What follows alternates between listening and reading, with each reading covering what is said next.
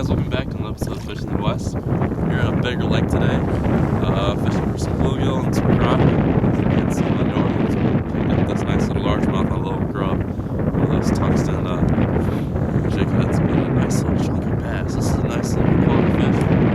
I'm not fishing, but just on a little grub. It just goes to show how these fish take anything in an opportunity and hit it. That's a chunky little pounder, pound and a half for winter fish on a bluegill rod. Back she goes into the water.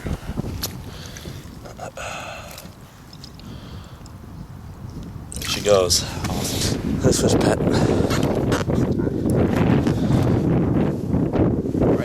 Dip her in the hole there. Get that snow off. That's probably the chunkiest one of the day, I'd say. Same hole that I was fishing earlier. Yeah. And Pat got this beautiful chunk. Look how chunky she is. They're short, but they are chunky. Nice fish, Pat. Off a little grub. Yeah, that's a nice one. So you want to spot him, say? Oh, get this thing. Get this. Oh, that's a huge fish, dude.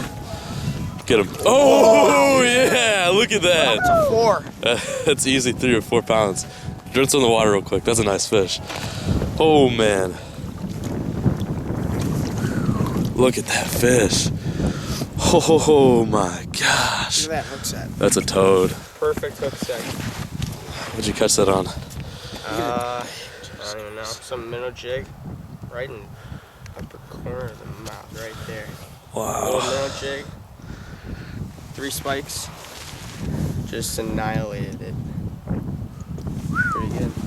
Get back to you after this. Nice little largemouth right here. We went to the other side of the lake this time just to try our luck. And same bait, same brig. And another decent little winter bass. Look how tiny that jig is.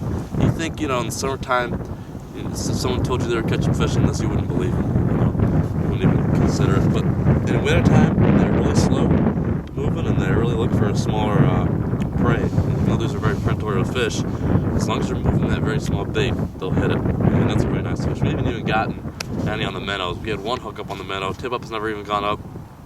Minnow rods haven't even been touched basically for the most part, but they're hitting these little grubs right here. And that's another decent little pounder. Oh, back in the water she goes. Look at that beautiful fish. Oh, absolutely beautiful colors. There she goes. Welcome back. I want to talk to you guys a little bit about what we're doing today. Out here on the ice with Dan, Pat, and Sam. And what we're focusing on mainly was originally bluegill. And we were trying to find some crappie, some gills, some red ears, and just some panfish in general. And then we also had a few tip-ups set up for pike. The day has kind of switched. We've changed into bass fishing. Mainly we use minnows for these largemouth, and we put them on a little jig or something like that, nose hook and jig for these bass. But today they really want their very small, subtle action. So we're using panfish and bluegill jigs, tipped with like 2 or 3 spikes. And what we're doing is we're using I've got a 28-inch rod, St. Croix rod right here with a little reel, and I've got 4-pound test. And what I'm doing is I'm dropping down there, and I'm making sure it hits the bottom of about 10 feet of water at the spot.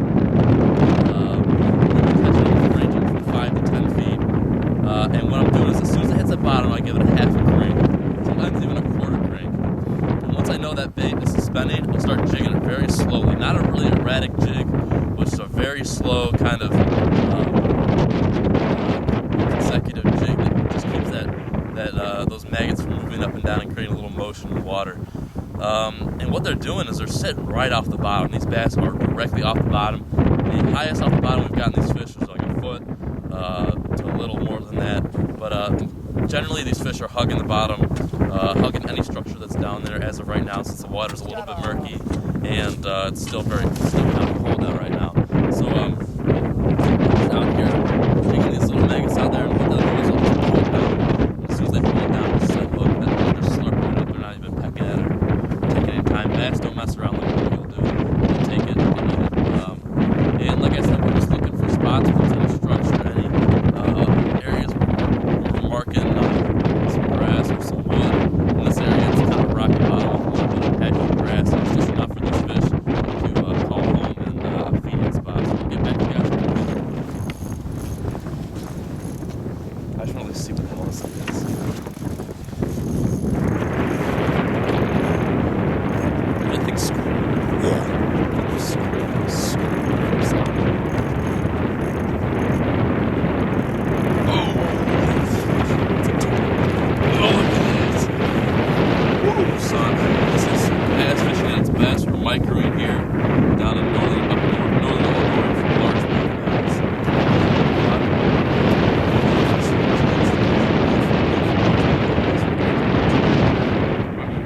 not feeling any grass. And they must just be schooling, getting closer to the shoreline before the spawn gets ready. I mean, it's mid-February. These fish should have spawning on their mind, or at least have it, in their instinct to get ready to spawn. So I'm figuring the fish are moving up out of the really, really deep winter holes and kind of getting in that mid-range area. And that's the third bass of the day for me on that little jig. Really crazy. First time ice fishing this lake. We've always had good luck here in the summertime. It's a big, big lake. But we decided to hone in on this rocky shoreline where we figured we'd find some deeper spots. And third bass of the day. Back to you, Bob.